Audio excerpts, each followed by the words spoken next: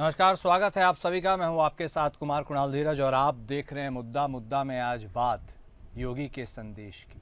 बिहार से दी गई संदेश यूपी के लिए। मुख्यमंत्री योगी आदित्यनाथ बिहार विधानसभा चुनाव में प्रचार के लिए उतरे हैं।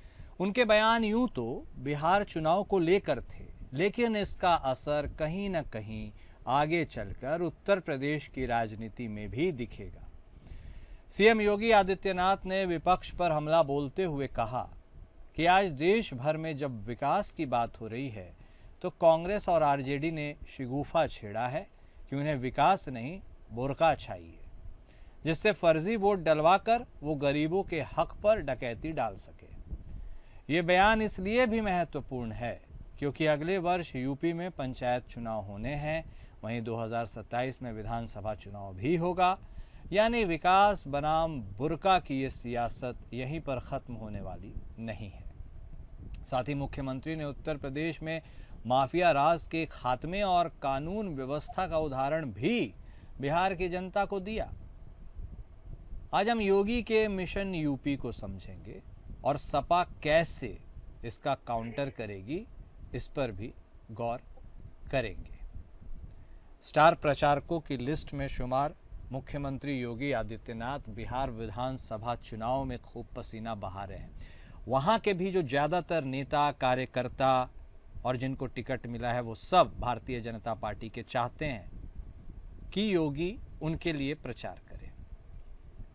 दानापुर में भी वह गरजे कल, और वो जो गरजे हैं वो केवल बिहार के लिए ही नहीं है, वह उत्तर प्रदेश के लिए भी एक संदेश है। क्या यह एक तीर से दो निशाने वाली बात है, दो शिकार वाली बात है?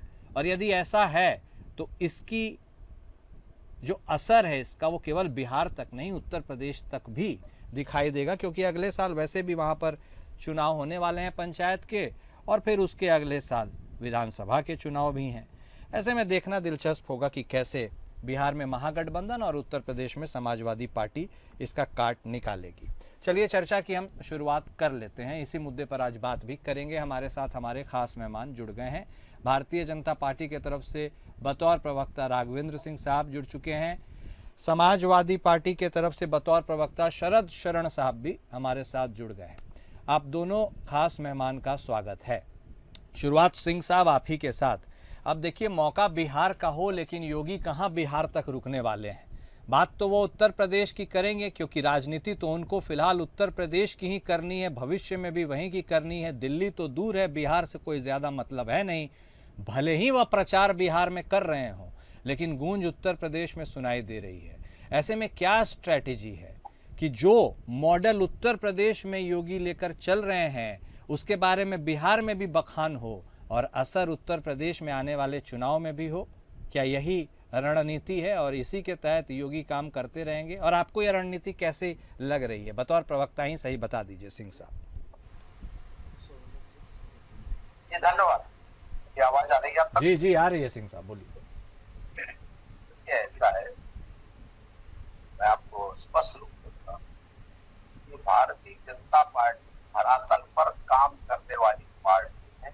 हवाई बातें कर रही नहीं कर, जो हम लोग करते हैं वही कहते हैं। कथनी और करनी में अंतर नहीं।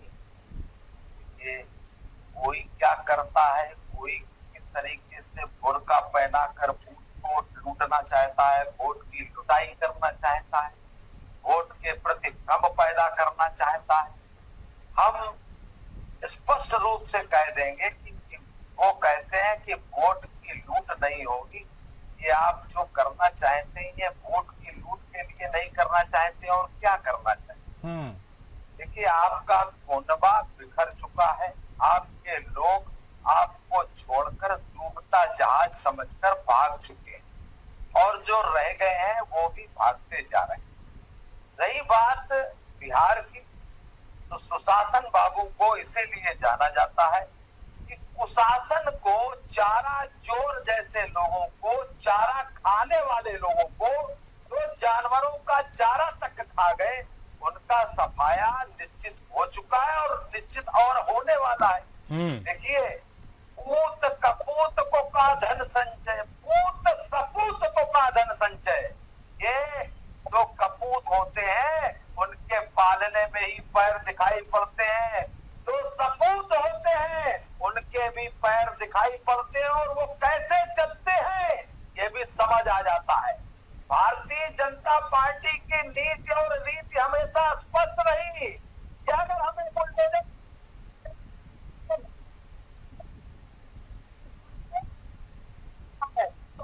किया हमने, और निश्चित रूप से वो दंड के अधिकारी जो लोग हैं वो दंड पाए। इसके बाद सिंह साहब, जिन लोगों ने दंड, आपकी सब बातें मान भी ली जाए तो यही बुर्का पहनकर लोगों ने वोट किया था, तब 99 में आपकी सरकार बनी थी।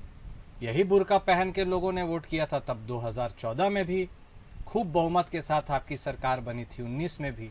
बुर्का अब क्यों तकलीफ दे रहा है? बुर्का में न तब तकलीफ थी न अब तक। आपको देते हैं ना, लेकिन मुसलमान आपने वोट देते हैं ना, खासकर महिलाएं। तभी मैं ये सवाल आगे बढ़ाऊंगा। आप मानते हैं ना मुस्लिम महिलाएं आपको वोट देती है? हमको हर समाज से वोट मिलता है, तब क्या हर दिक्कत? वर्ग से वोट मिलता है।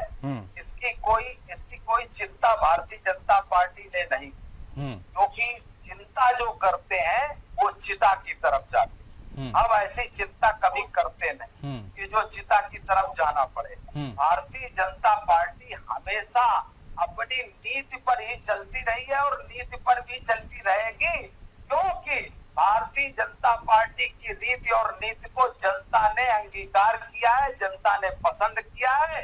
इसी वजह से आपने कहा कि फलाने सन में आपकी सरकार आई तो ये तड़प रहे हैं सत्ता के लिए ही। ये मैं बता दूं, ये इनकी तड़पन सत्ता के लिए है। हम लोग सत्ता को दरकिनार करके कार्य करते हैं, और हमारे अनुषंगिक संगठन भी सत्ता के बगैर, लालच की व्यवस्था के बगैर हम लोग जनता की सेवा करते हैं। कोरोना जैसे भयावह, तो सिंह साहब फिर बुर्का से क्या दिक्कत है? बुर्का से क्या दिक्कत है? यदि किसी धर्म विशेष में बुर्का को पहनना है, हिजाब पहनना है, तो उससे क्या दिक्कत है? वोट तो आपके पक्ष में महिलाएं दे ही रही हैं मुस्लिम, खासकर 3 तलाक वाले प्रकरण के बाद तो। और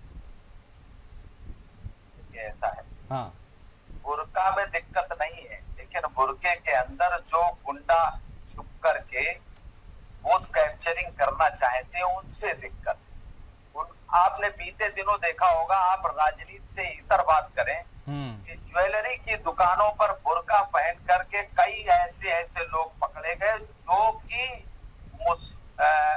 मैं हिंदू मुस्लिम की यहाँ बात नहीं करता, मेन बात यह है कि कुछ ऐसे लोग जो बुर्का पहन करके चोरी या अन्य विभत्स कांड करते हैं, वही लोग अब इसमें लगाए गए हैं, क्योंकि इनको सफलता मिल नहीं रही है।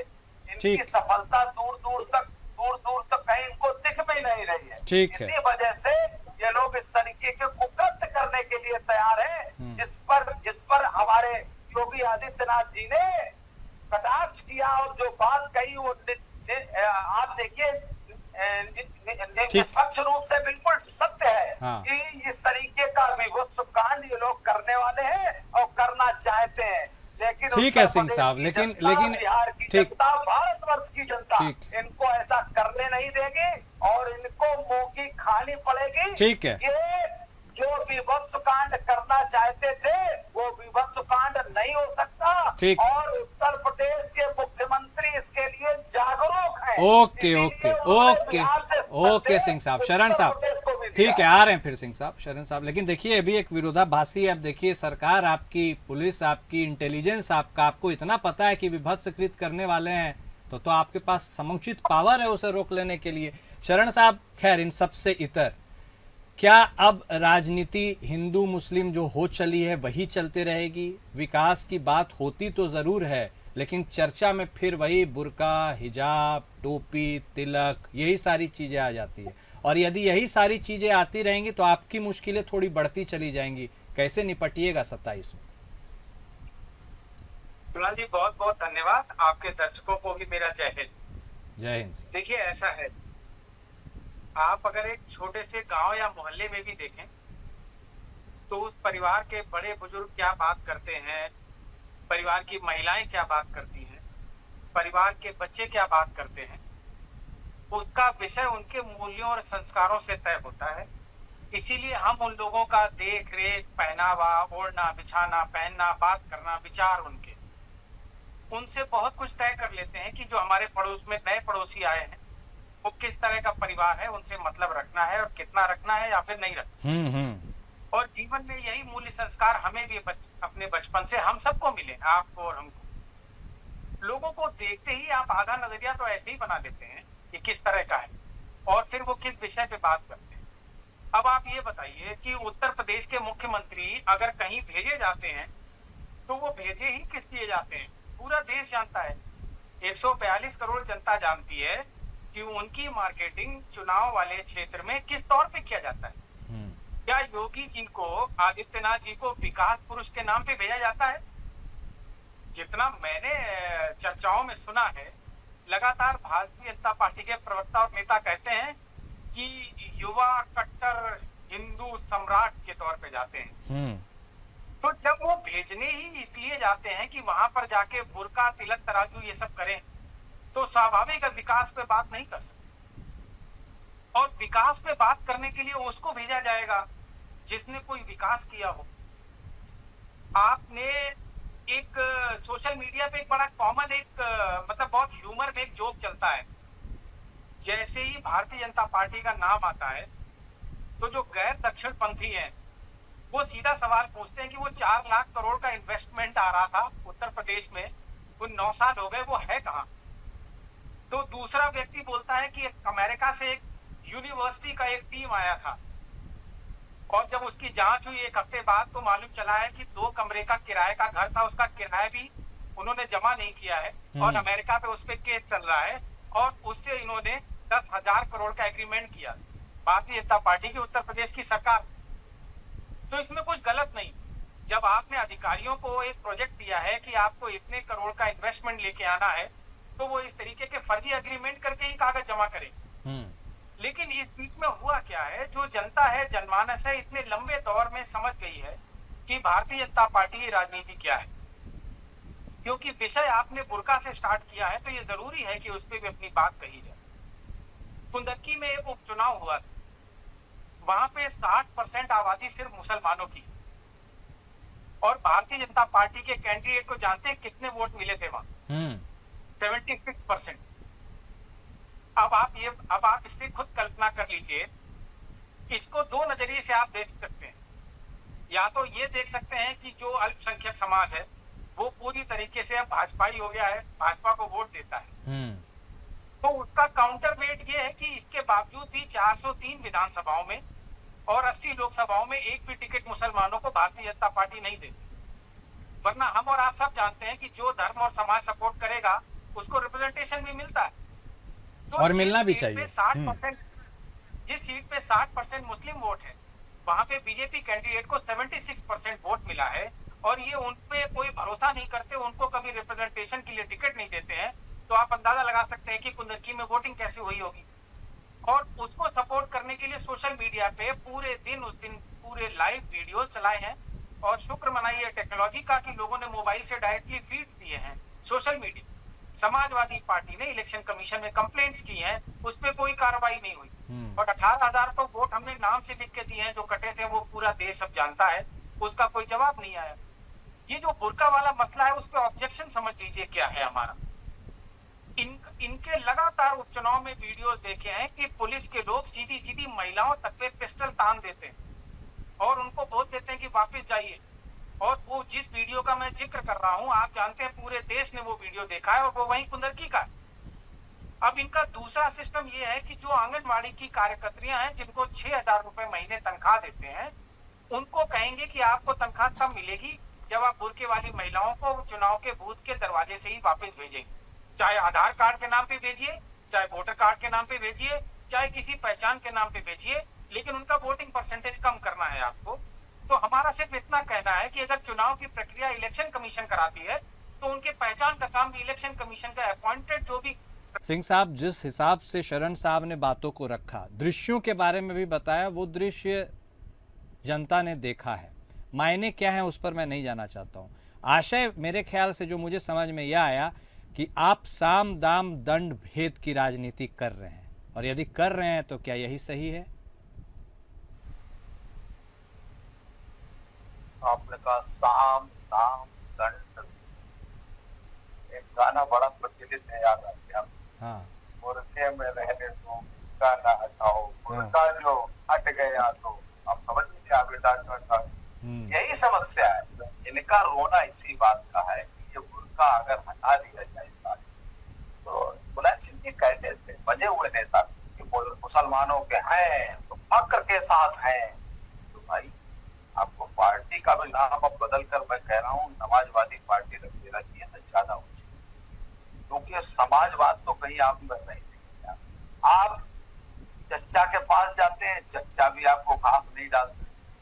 आप और कहीं भी जाते हैं, आपको घास क्यों नहीं मिल रही, और जनता की भी घास आप खा गए इसीलिए जनता आपको घास नहीं डाल रही।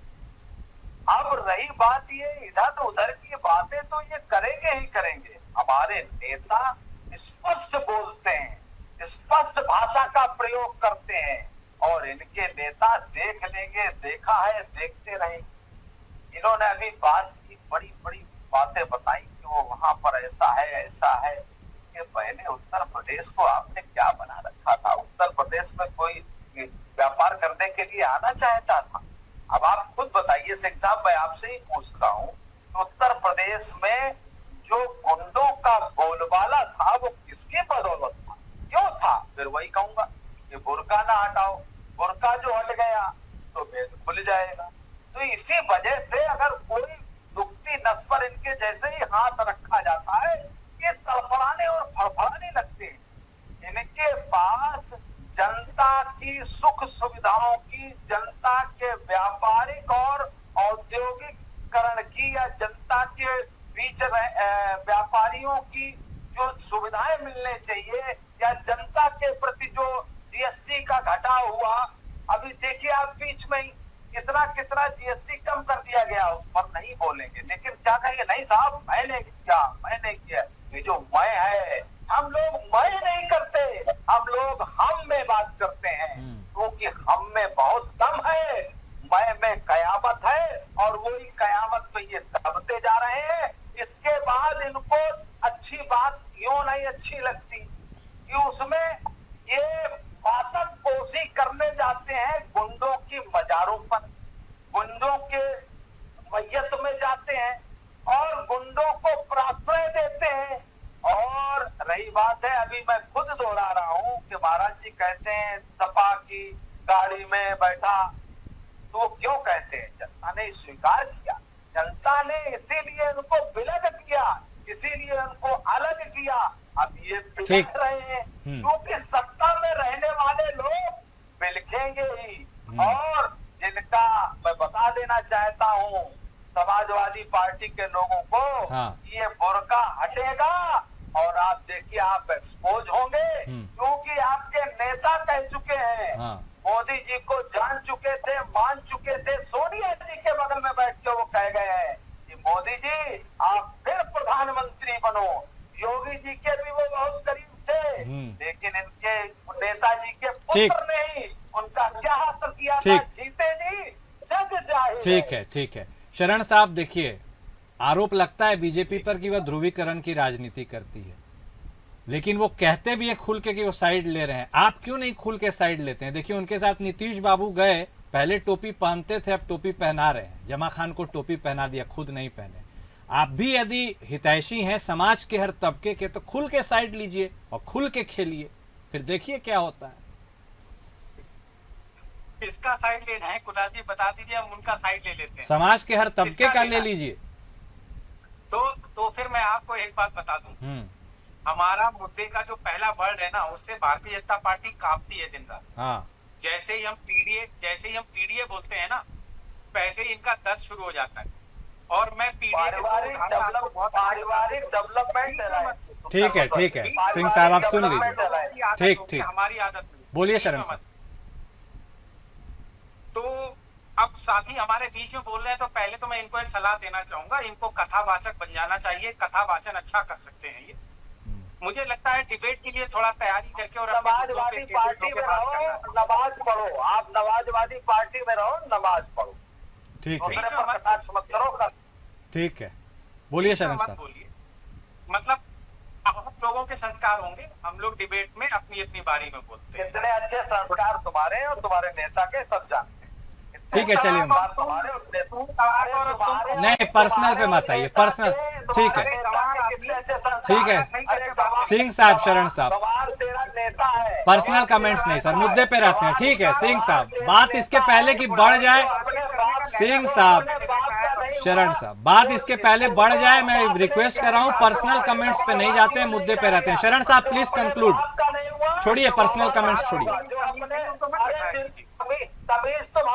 ठीक है, हो गया, हो ठीक है सिंह साहब, ठीक है सिंह साहब, प्लीज शरण साहब प्लीज कंक्लूड। नमाज पढ़ो, तुम नमाज पढ़ो। ठीक है, ठीक है सिंह साहब प्लीज। हाँ, आवाज बंद कीजिए आप। अरे तेरा आवाज बंद कर देंगे, पार्टी तेरी आवाज बंद करने जा रही है बहुत जल्दी। ठीक। अरे सिंह साहब, सिंह साहब, इसका आवाज बंद कीजिए कुणाल जी।